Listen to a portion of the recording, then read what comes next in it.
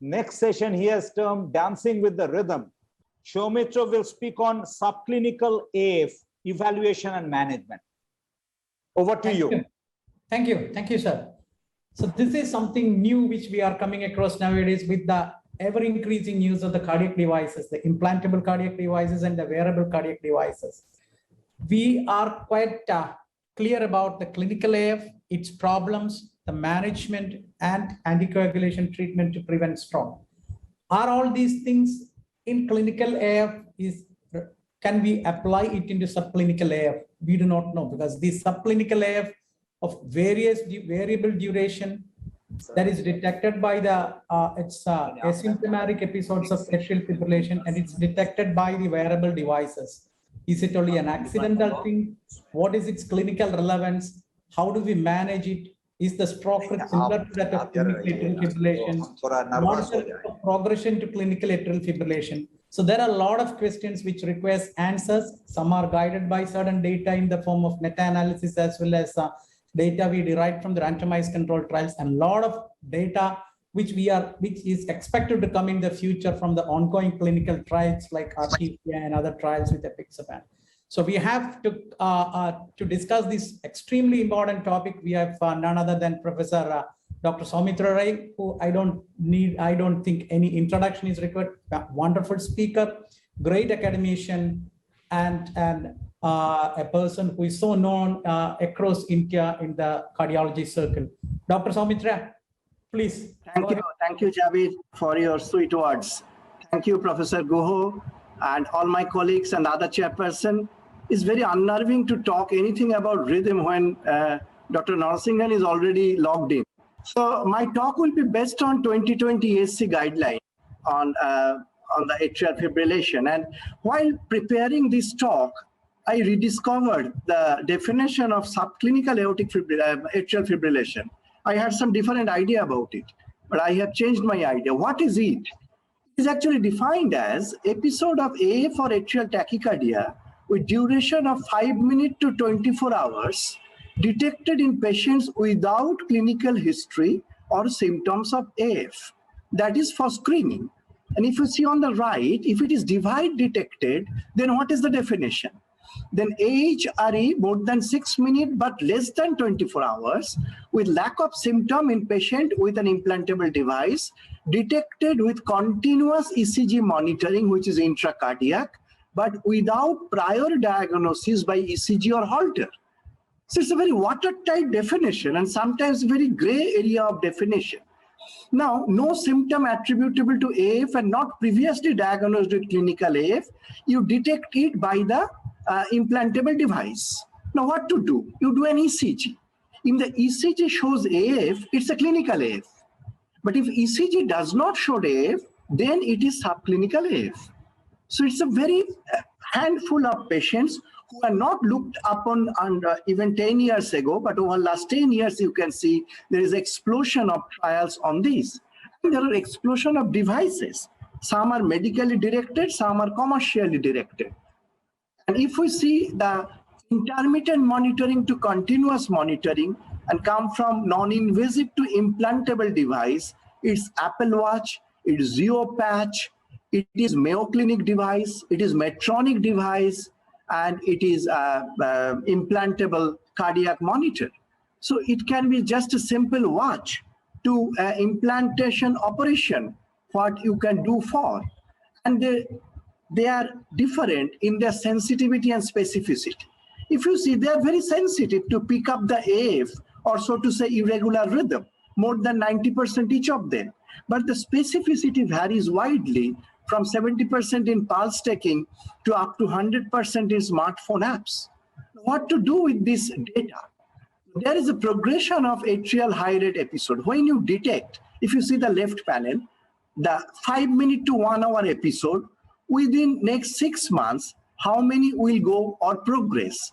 So if you see that 5 minutes to 1 hour, only 5% will go for a day or more of atrial fibrillation in 6 months. But if it is 12 hours to 23 hours, 63% will develop a more permanent AF within next 6 months. And now, what about the stroke? Stroke depends on the CHA2DS2-VAS score and what is the duration of AF. Even if there is no AF, there is some risk of stroke if a very high CHA2DS2-VAS score. But if it is 6 minutes to 23 hours, vis-a-vis more than 24 hours, there is some difference, particularly in the lower values of CHA2DS2-VAS score. But on the higher values of CHA2DS2-VAS score, very surprisingly, there is no difference of stroke rate. Also, the ESC has recommended that opportunistic screening of AF by pulse or ECG rhythm strip is recommended on everybody above 65 years. So these are the vulnerable people when you should be go for head hunting and for proactive detection. Also, it is recommended to interrogate the pacemaker and implantable cardiovascular defibrillator on a regular basis for AHRE. When we implant a pacemaker, we just are interested about the battery life. Okay, battery life is fine, then go on. We don't have to see you. But it is mandatory to check the atrial high rate episodes when you have got the opportunity of a pacemaker inside the body. It is mandatory. We don't do it many times.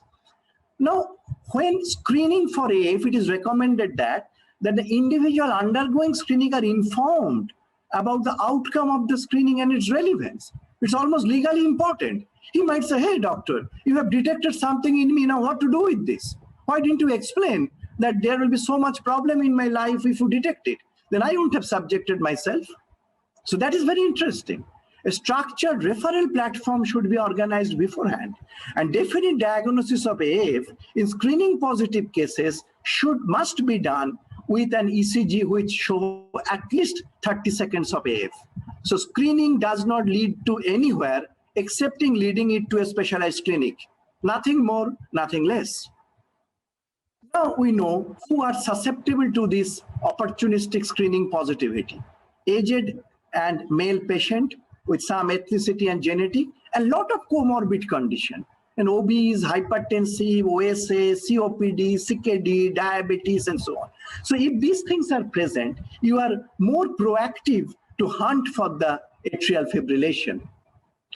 If you see the blood pressure, no blood pressure versus hypertension, there is high risk of atrial fibrillation in hypertensive people. 140 systolic versus 130 systolic target. Twice as many AF in 140 systolic target hypertensive patient. Hypertension with LVH, without LVH. Twice as many AF patient in LVH with hypertension.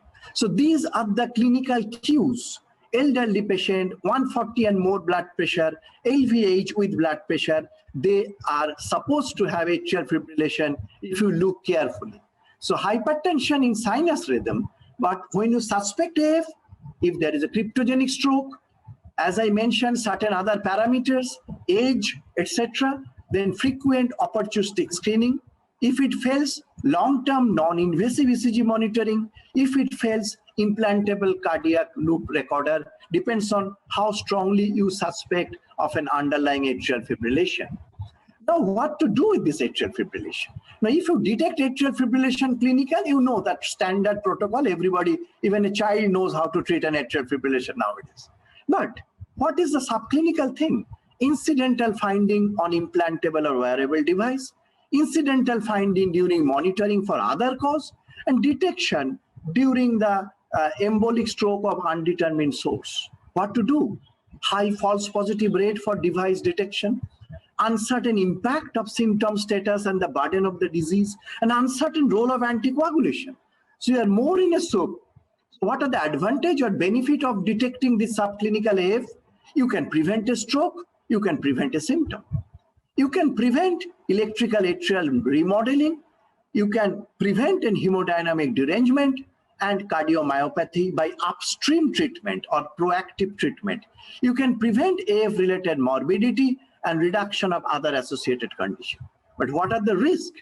Abnormal result may cause anxiety, with more hypertension and actually precipitation of atrial fibrillation due to anxiety. ECG misinterpretation result may lead to overdiagnosis and overtreatment. And very interestingly, ECG may detect other incidental abnormalities, which were not supposed to be detected and treated for another 10 years. And then you do an angiography, you put a stent, you do a bypass surgery, you put an ICD, and which causes more harm than good unless the patient has got enough reason to go for these parameters. Now, the current vision of International Society of EHRA 2017, duration has to be more than 5.5 hours. CHA2DS2-VASc score must be permissible to do the oral anticoagulation. Otherwise, you don't look into it. If the CHA2DS2-VASc score is low, don't hunt for atrial fibrillation. You won't gain anything by detecting that AF. If CHA2DS2-VASc score is high, then only there is some reason, some rationale to go for it. Now, cryptogenic stroke and underlying atrial fibrillation. If there is a cryptogenic stroke, patient in sinus rhythm, and if you hunt for atrial fibrillation by standard versus the implantable device, in 6 months, the detection rate is 2% versus 10%. In 1 year, 2% versus 15%. In 3 years, 2% versus 30%. So you see that 2% remains 2%. Even after 3 years, if you don't do anything. But if you put an implantable cardiac device, with every year, you are detecting 10% cases of atrial fibrillation, so that at the end of 3 years, 1/3 of patients are candidates for oral anticoagulation, so that you can prevent a second stroke, which is important. Now, if you see the duration of AF, more than 23 hours versus no AF, and there's of course between 0 and 23 hours. But if you see the two extremes, you will see there is a huge gap of stroke associated with this atrial fibrillation, either more than 24 hours or less. So lesser the AF burden, lesser the chance of stroke. The ASSERT study published 3 years ago, duration of device detected subclinical AF and the stroke chance. So if you take the 6 minutes as cutoff, you will get 40% people detected to have AF. If 6 hours, it is 20%. If you get the standard as 24 hours, still you will get 10% people getting the stroke. But only if it is more than 24 hours, that is clinical AF, then only the stroke risk is really high. In the other areas, 6 hours to 24 hours, 6 minutes to 6 hours, they don't have much increase of stroke risk. So there is some contradiction. So if you have an ischemic stroke in sinus rhythm, do the ECG monitoring for 72 hours. No AF detected. Additive non-invasive ECG monitoring based on the risk stratification. Only, as I mentioned, if you think the patient has got high chance of AF, then go for the invasive monitoring or 30 days extra monitoring. But if you see it is a low risk, just forget it for the time being. So recommendation for the search of AF in patient with cryptogenic stroke by ESC last year, in patient with acute ischemic stroke or TIA and without previously known AF, monitoring for AF is recommended using a short-term ECG recording for 24 hours, then 72 hours. And in 2A recommendation is that in selected patient without known AF, additional ECG monitoring, long-term non-invasive monitoring, as well as interventional monitoring to detect AF is class 2A recommendation. Treatment of subclinical AF, does 1 + 1 always equal 2? A very interesting article published in Circulation. Subclinical AF doubles the risk of stroke, particularly in elderly hypertensive patient on pacemaker or ICD. If you detect a 6 minute or more AF, there is 2.5 times more stroke. Clinical AF, whether symptomatic or asymptomatic, and paroxysmal or persistent AF you are treating. So why not subclinical AF? What are your symptoms to do with the risk of stroke? If there is AF, if it is for 10 hours, so why don't you treat it? What about some people have more tolerance, they don't complain about palpitation. So why should it be judged by clinical parameters? But trends, ASSERT and impact all show no association between AF and the stroke in terms of temporal relation. No AF is recorded in the preceding month. Even when there is a stroke, AF was not recorded within 1 month of that stroke. So it is not causally related. Is it only a bystander marker? And episodes of at least 24 hours is actually increasing the stroke risk, not 6 minutes, not 6 minutes to 23 hours. So what is the point in detecting this? So actually we are trying to find out by the Artesia trial and the NOAA-AFNET trial. pending the results of this within next 2 to 3 hours, if you get a patient, you can enroll these patients into these 2 trials, or it's up to you. If it is more than 6 minutes duration and the pulse rate and the rate was 180 per minute or more, then you very carefully think about the CHA2DS2-VASc score. And if the CHA2DS2-VASc score is 2 or 3 or more than that, then you really go for hunting for this AF detection. So sorry to When to interrupt, give but anticoagulation? the time up, sir. Yeah, I'm finishing. In primary prophylaxis, depending on CHA2DS2-VASc score, ESC is very wise. They didn't give any watershed cutoff. They said at CHA2DS2-VASc score increases, your threshold for giving the anticoagulation decreases. And as the duration of AF increases, your threshold for giving the anticoagulation also decreases. So there is no watertight compartment, but depending on the CHA2DS2-VASc score and the duration, you decide what to do. So I summarize, my friend, subclinical atrial fibrillation is an AF detected in asymptomatic patient without proven AF but suspected.